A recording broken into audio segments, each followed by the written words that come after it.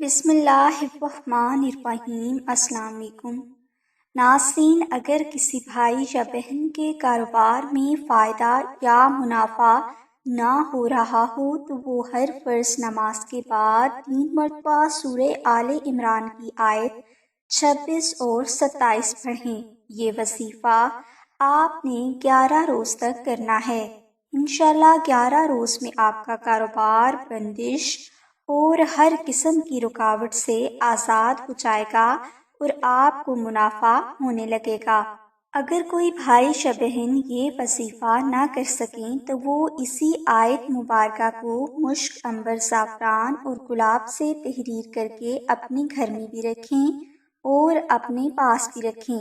انشاءاللہ آپ کی سوچ سے بھی زیادہ آپ کو فائدہ ہونے لگے گا۔